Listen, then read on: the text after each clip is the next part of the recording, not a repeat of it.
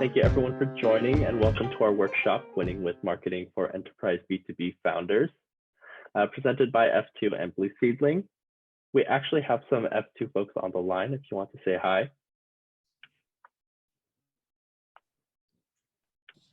Hey everyone, thank you all for joining, and thank you Netta and Blue Seedling. We're really excited for this.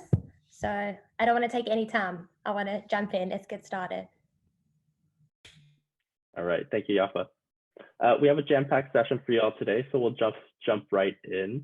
Our agenda for today, we'll do some short, quick introductions, then jump into what's working in Enterprise B2B Marketing, our 2022 version. We'll split off into breakout groups and then leave some time for Q&A at the end. Feel free to chat your questions during our presentation, and any that we don't get through, we can follow up during our office hours. And for some quick introductions, I'm Tim, the marketing manager here at Blue Seedling. Joining me today is Netta, the CEO and founder of Blue Seedling, and Lauren, our marketing director. Our goals for today, all killer, no filler. So we want you all to learn at least one new thing and leave you with something that you could start tomorrow. We have 65 slides to get through because we really jam-packed this with a lot of useful information, but don't worry, it'll go by quickly. Lastly, the deck and recording will be sent after this workshop. And thank you all for filling in the survey responses. It was really helpful for us when we crafted this webinar. It's quite a heterogeneous audience and everyone has different needs. So again, we'll be happy to take on individual questions during the Q&A as well as the office hours for any remaining questions we don't go through. Without further ado, Netta, please take it away. All right, thank you, Tim, and hi, everyone. I'm so pumped to be here today. And first off, thank you to the F2 team for giving us the opportunity. I'm going to give you that 20-second intro to Blue Seedling because this is not a sales pitch and it's not about us, but I just want you to feel comfortable listening to us today because we do know what we're talking about. So Blue Seedling is a boutique B2B marketing agency. We're very fortunate to work with some of Israel's fastest growing startups and scale-ups. You're most likely familiar with a bunch of the names here, including 2 F2 portfolio startups. So big shout out to Orient and Zero Networks. Our clients are backed by some of the best investors in the business. And I would say the thing that most differentiates us as an agency is that the vast majority of our team is actually Americans based in the US. We strongly believe that if you're selling to US enterprises, you're much better off being in the market. But again, enough about us. It's not about us. If any of you is interested in learning more, happy to take it one-on-one, talk about it in our office hours. I know where to find you and vice versa. And with that, I'm going to dive straight into today's topic. And thanks again for filling in the pre-workshop survey for those of you who did. Super helpful. Our goal today is really to provide you with content and marketing advice that's going to be the most helpful for you.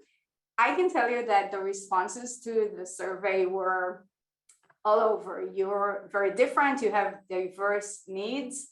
We can't, unfortunately, cater to all of them during this presentation. So we chose what was the #1 need in your responses and frankly, also with all the startups we talked to, and that's demand generation, creating more pipeline, bringing in more leads, better sales conversations, doing it fast, effectively, no matter how big your budget or team or company is. And that's what we chose to focus on.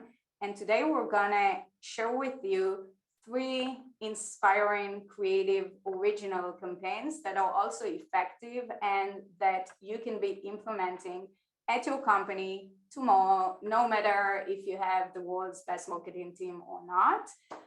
And I'm gonna jump right in with the first one. It's basically a story about using a marketing play called data journalism and some creative PR tactics to achieve world domination. And just a quick show of hands here, how many of you are familiar with the tactic of data journalism? Just like a quick show of hands. Yes, if you are. Okay, So not really familiar, which is excellent. I can assure you that within the next 5 to 7 minutes, not only you're going to be familiar, you're going to also go back to your company and be like, I want to try it out with you tomorrow. It's that good.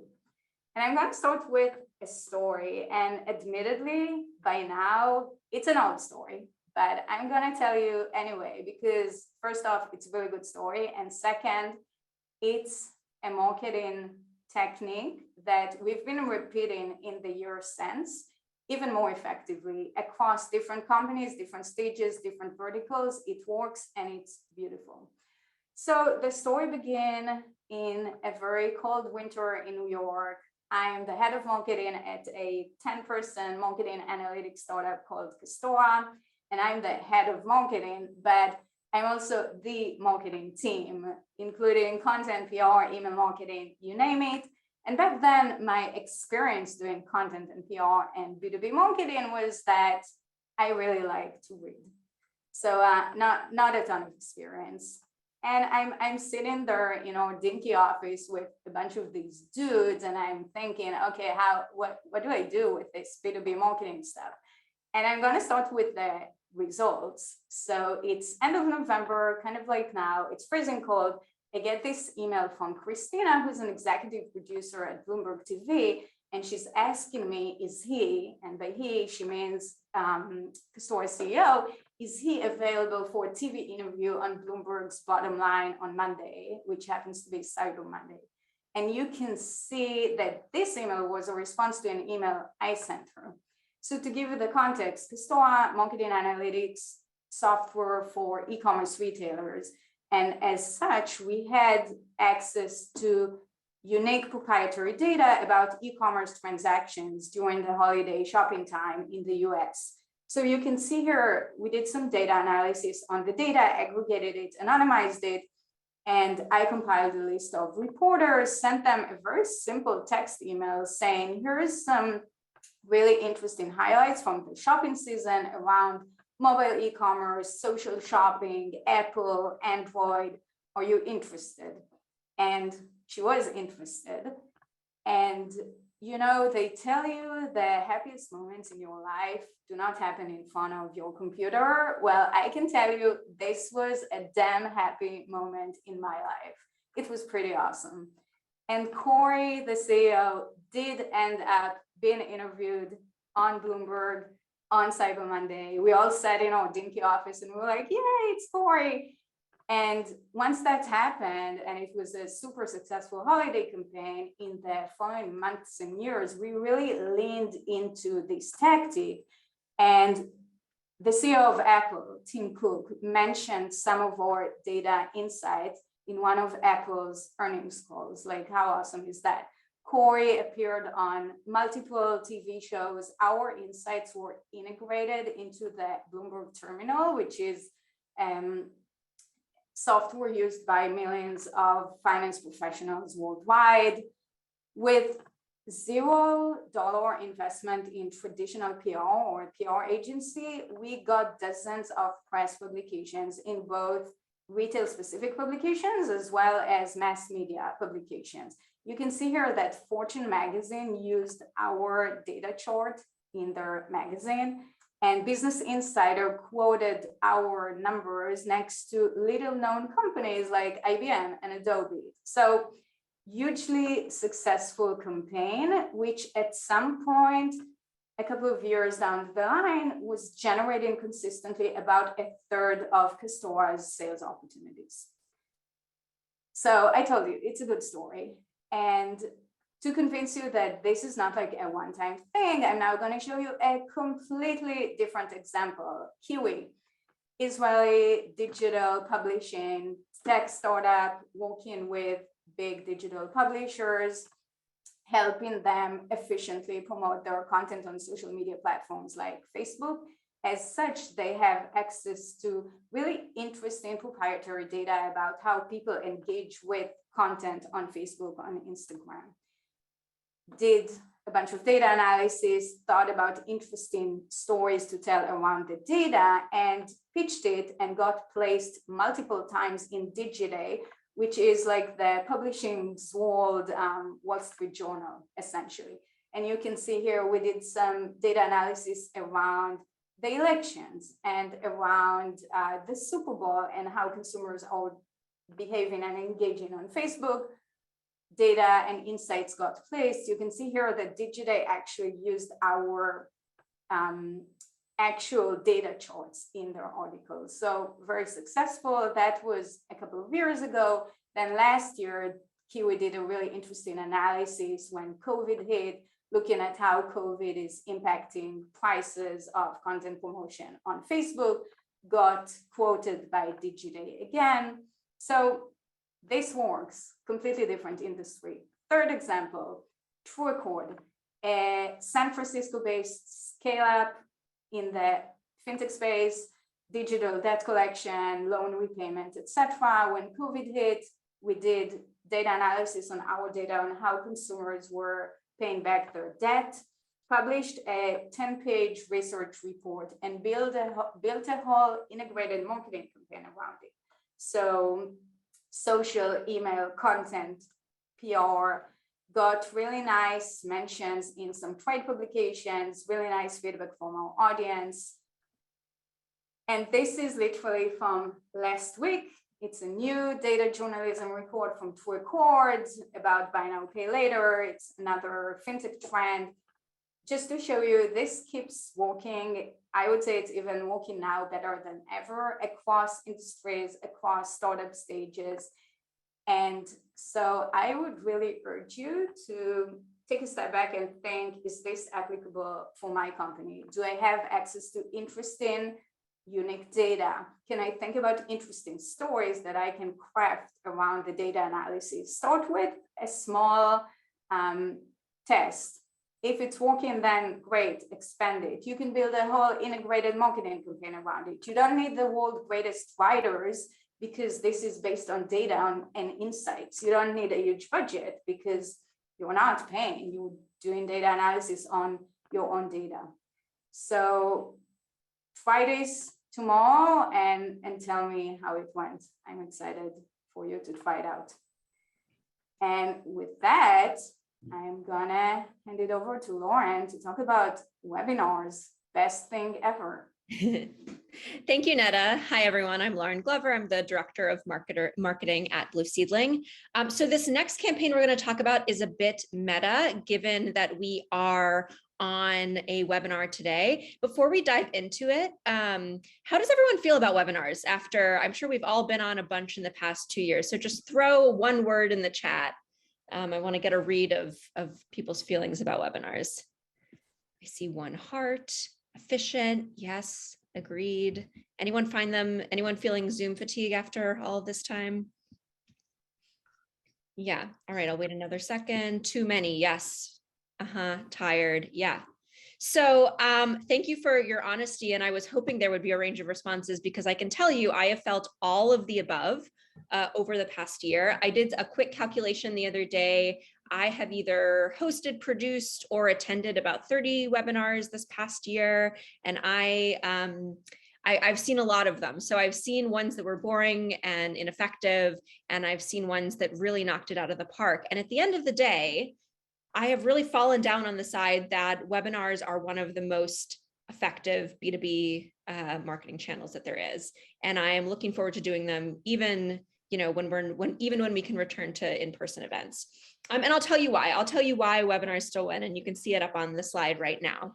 So first of all, I think that, in the past 2 years, we've really thought of webinars as a replacement for in-person events because it was all that was available to us. But really, as we start to, hopefully, knock on wood, re-enter a world of in-person events, we have to think about them as two different marketing channels because they are quite different and they both serve different purposes. And so here's why webinars, I think, are still here to stay, and while you'll still get lots of success with them in 2022. So first of all, short time to results. One of our most successful webinars that we ran for a client from inception to execution was about 3 weeks, and we had hundreds of signups and attendees, and it was a huge success. That is by contrast to an event or a conference, which you can be preparing for months. Next, really a low dollar investment. A webinar subscription on Zoom is around $40 a month. Again, in comparison to in-person events where you are investing in travel and maybe catering and space reservation, it doesn't even compare. So we need to think about those as two different things. High demand volume. So on one hand, you could argue there are too many webinars. I get invited to them all the time. Why would I want to go? But if your content, which we'll talk about later, if your content is interesting, if it answers a question, if it solves a problem that your audience has, people will still come. Zoom fatigue is very much real, but it is not a match for an interesting topic that engages people, and they will sign up. That's why I hope all of you are here today. It's because you're interested in B2B marketing and you wanted some new ideas. So it's webinars can still draw a crowd. And so when you put all of this together, you're really looking at a very high ROI marketing channel if you do it correctly, right? The spend is very low, and the time investment is very low, all said and done as well. And you can draw hundreds of people, right? If it was that is not the case for in-person events. So again, webinars still win, and I think we're all gonna up our game in the next year. So to bring these things to life, I want to talk about a specific webinar that we ran for a client. This is actually almost a year ago at the beginning of 2021. It was for the fintech scale up that Netta mentioned already, TrueAccord, which is in the digital debt collection space. This webinar was kind of a primer on the topic of digital debt collection and featured Ohad Samet, who's the CEO and co-founder of TrueAccord, and Jan Hansen, who is a vice president at Klarna. And on the surface, this webinar, there was nothing special about it. It was a Zoom webinar, no bells and whistles, no animation or fancy things. It was just a Zoom webinar. So why was it so special? First of all, let's look at the results, what happened afterwards. So this webinar drew over 700 registrations. Out of that, we had about 300 attendees, which is about a 40% attendance rate, which in our business, that's a good attendance rate. From there, we got about over 15 sales opportunities. And I don't want to get too exact here with the number, but there were a bunch of closed deals as a result of people coming to this webinar and being interested in the content. So how did this happen? Why did this work? First of all, we had a really hot topic. So digital debt collection by itself, it's not a particularly sexy topic. It's not even particularly enticing. However, the fact that we invited a speaker from Klarna, which was, getting these headlines, here's some examples right here from Time, from CNBC, these big publications, BNPL was very much top of mind for our audience, even if they weren't in that space. And so they were drawn in just by the fact that, maybe I am not that interested in digital debt collection, but if Klarna has something to say about it, if this BNPL player has something to say about it, I'm actually interested. And so this is sort of association between something that's top of mind already and the topic that we really want to drive people towards, which is digital debt collection.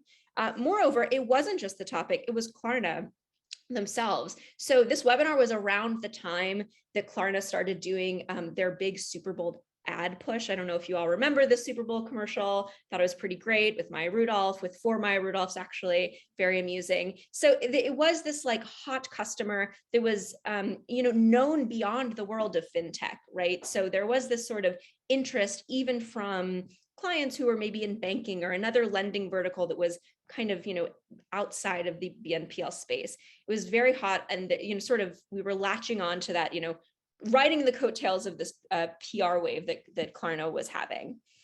And finally, it wasn't just that it was a hot customer, it was a hot customer who loved TrueAccord. So around the same time as well, Sebastian, the co-founder and CEO of Klarna, randomly tweeted, "We are so proud to work with TrueAccord. Putting technology to use for the people instead of against the people is the next generation of tech." So really having this happy customer who was in the news drove people in droves to this webinar. And I just want to take a second to say here that obviously these circumstances, there's a lot of luck involved here, right? So not everyone is going to, be associated with a Klarna who has a Super Bowl commercial and the CEO is tweeting. But the main idea here, I think, is applicable no matter what. In your product likely solves some sort of real world problem. So there's probably some degree of news around that, and tying your product and the problems that you solve to newsworthy events should be something that's applicable for everyone. Also, thinking about a hot topic, obviously Klarna and BNPL was a hot topic broadly, but you also need to think about a hot topic in terms of your audience. What is on their mind? What problems do they need to help solve? What can you do that is, really, really valuable to them. So those are the components of this content. What did we do once we had the content prepared? How did we get it out to people? So at this point, I want to do a quick poll. So I will launch this. Okay, so everyone take a guess. What channel do you think drove the most webinar registrations? Organic, social, paid ads, email, or other. All right. We'll give it a couple more seconds.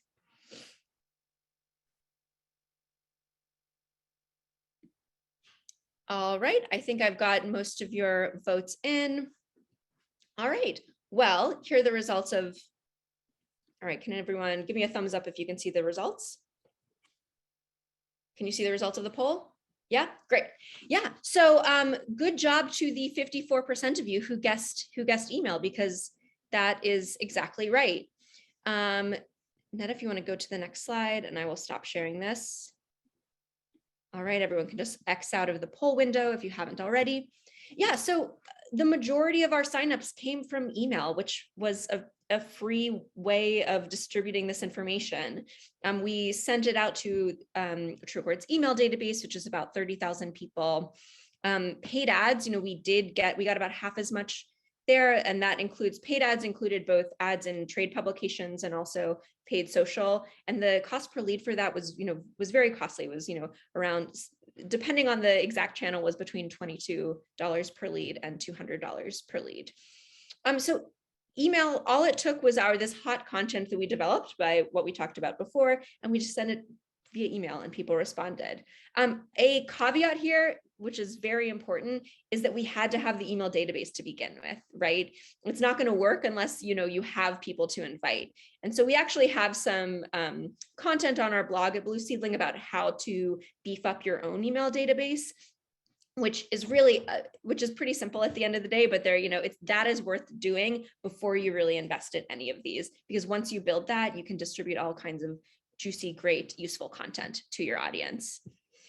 So let's talk about, now that you know how we distributed this webinar, what happened afterwards. So the webinar went off without a hitch. We had a great crowd.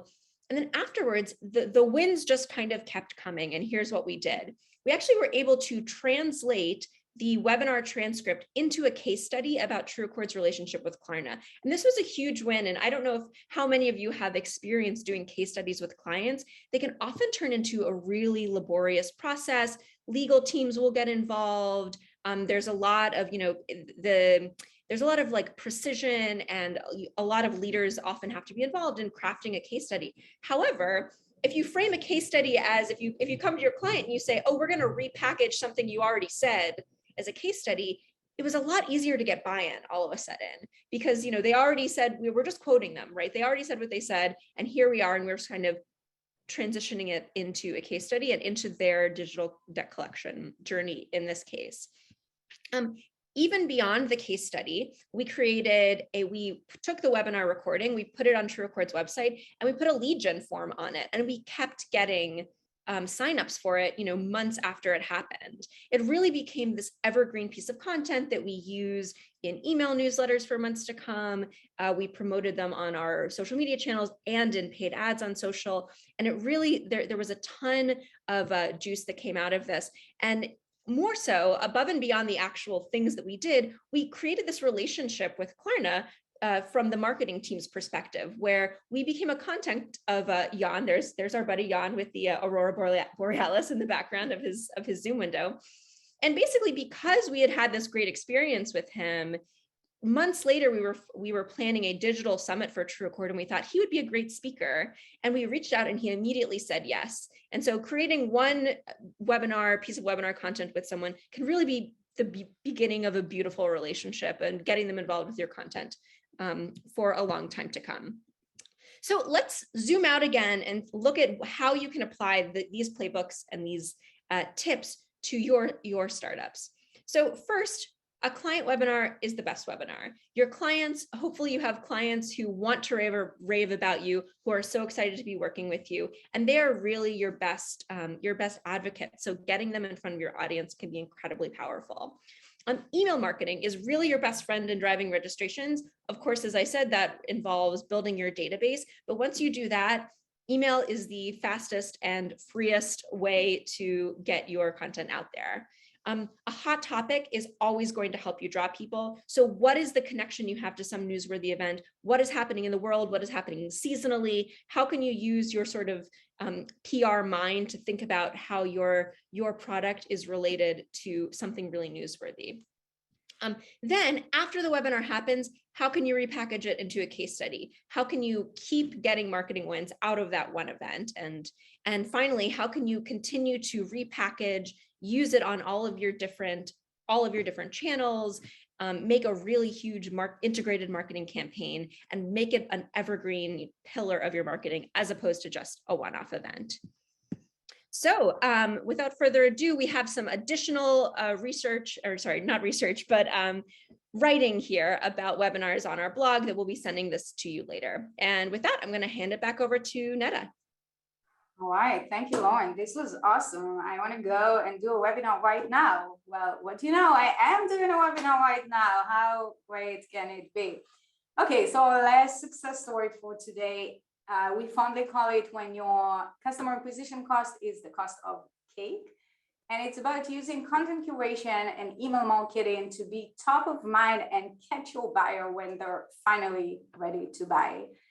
And this is it. This is essentially it. It's a simple text-based email campaign, which is a collection of interesting curated content links. So the content can be your own content. It can be interesting, relevant, educational articles that you found from around the web.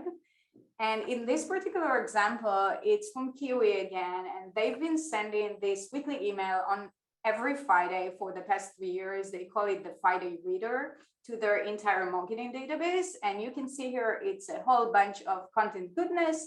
Every once in a while, there's also a short Kiwi sales pitch. You can see it's about 20% of the email's content, and it's not even every week. This is it. That's the entire thing.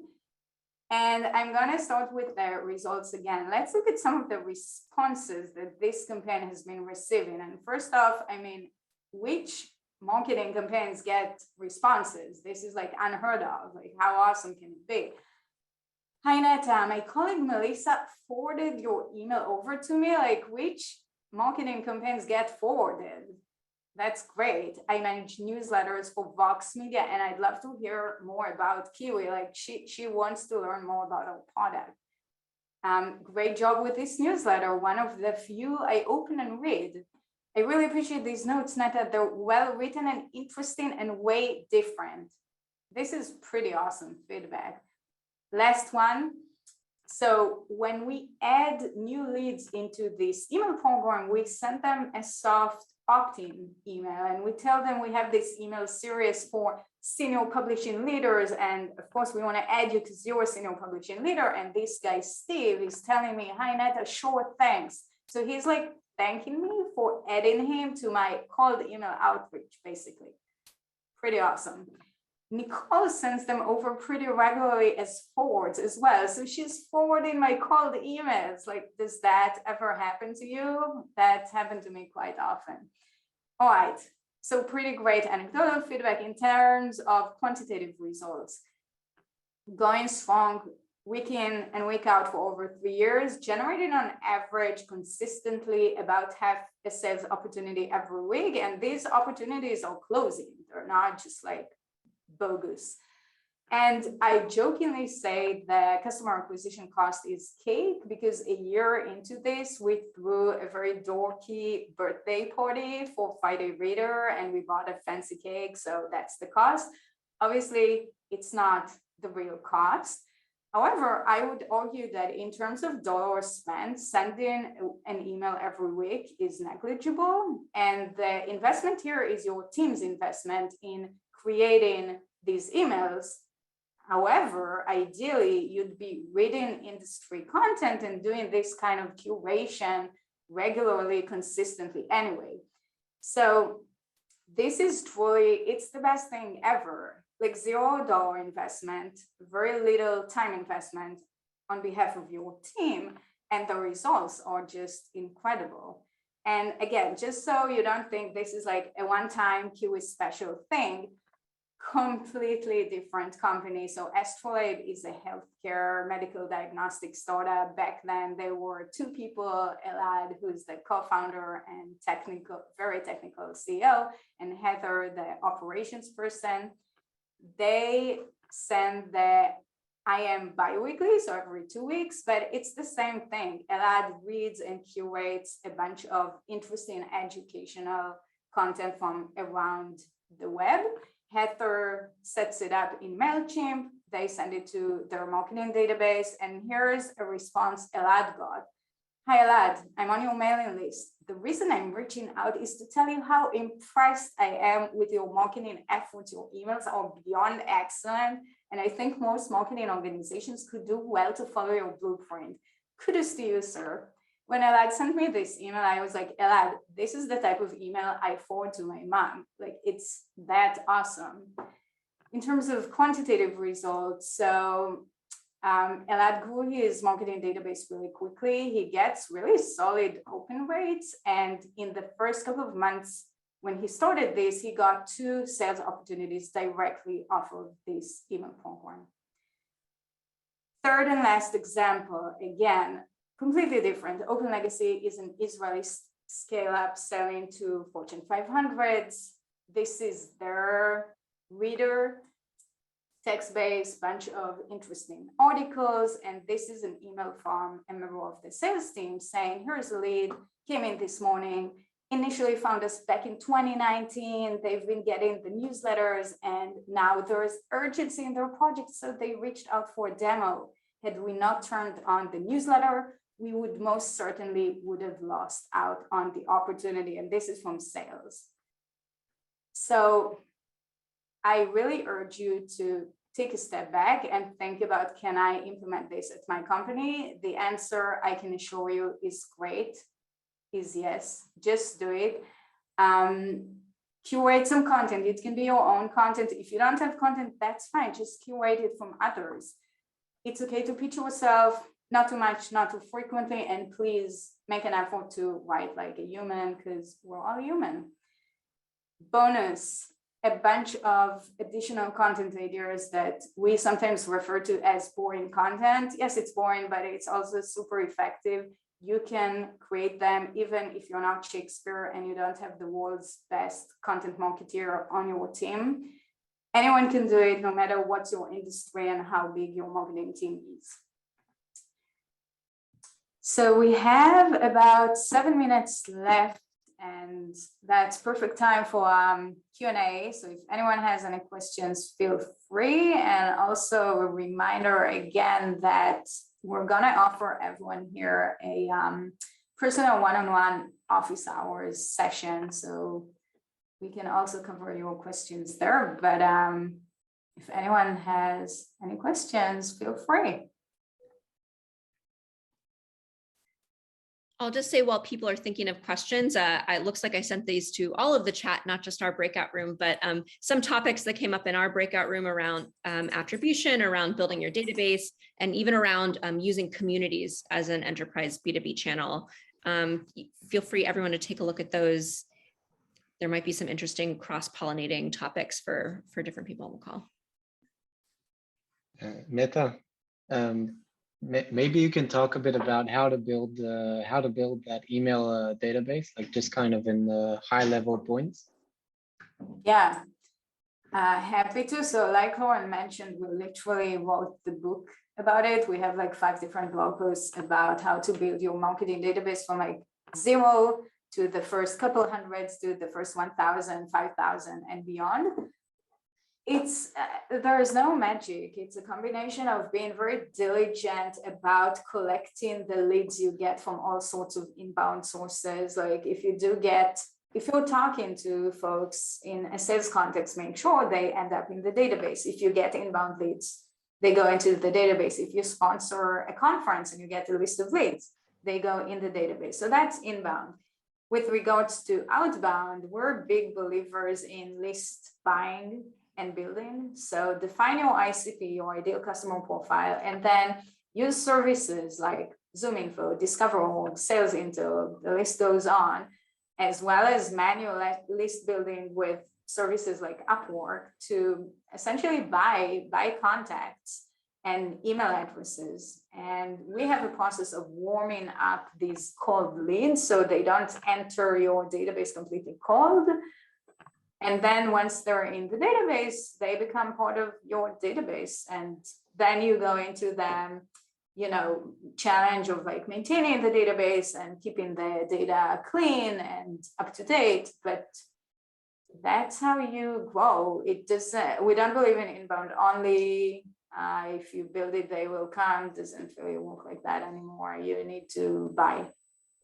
How do you clean the, you buy a list, let's say you use ZoomInfo. How do you clean that database over time? Like you just say, okay, they'll drop off, they're unsubscribed, and those are the people who say, okay, it's irrelevant? Or like what do you do to kind of refine that list and make sure that they're their real target audience? We do a gazillion things. I mean, what you said, yes, for sure. We also use services that, for example, user jams. It looks at auto replies. So suppose someone left the organization, sometimes you get this auto reply, John Smith left the company. So it automatically unsubscribes them. We do things like if we get bounces, we clean the list. Every once in a while, we would refresh from ZoomInfo. If someone left the company, we would maybe add them from their new company. Again, like it's there is no silver bullet. It's a tedious, time-consuming, but super important work. Lots of tools, lots of time commitment. I have a question. You mentioned that you like warm up these leads once you get the contact. What are some of the specific things that you actually do, and what's kind of usually your first touch point with that specific email address that you would have bought? Yeah, so that Kiwi email I showed was actually like a warm-up email. So essentially, if I want to add you, I would send you an email saying, hey, we're Kiwi, and we send out this email series with really interesting, relevant educational content about the digital publishing industry. I'm adding you to the list. And of course, you can opt out at any time. We send you a bunch of these emails over a few weeks.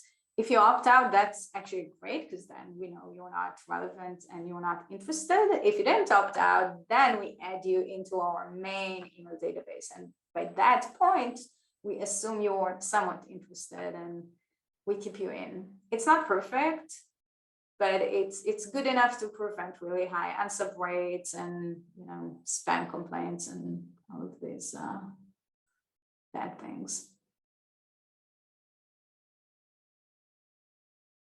Good questions. All right. I'll take another one. If what do you think about the chain email campaigns, like kind of a sequence of 7, 8, 10 emails that kind of are in context to each other? I mean, I think that's fine as long as they're chock full of interesting, relevant, educational, non-salesy content with a sprinkle of sales dust on top, as opposed to the other way around, which is often the case, which is like, let's get on a call, let's do a demo. Like, why would I want to do a demo with you? I didn't know you, and you haven't provided a single modicum of value to me. I don't want your emails. But if it's like value, value, value, value, and oh, by the way, I want to tell you more about me. Do you want to get on a call? Yeah. Then there is a chance I'm going to listen. The worst marketing is sales. That's a nice one. All right, everyone. We're big believers in being on time, so we're going to give you back 37 seconds. I just want to quickly say thank you so much, because I know I learned a lot for myself during this, and I'm sure everyone did. So before you just finish up, just want to thank you on behalf of F2 and everyone involved for and everyone from Blue Seedling for such a on point, actionable talk. Thank you. Amen. Thank you, Yafa and Maon, for Thanks, the Neta. opportunity.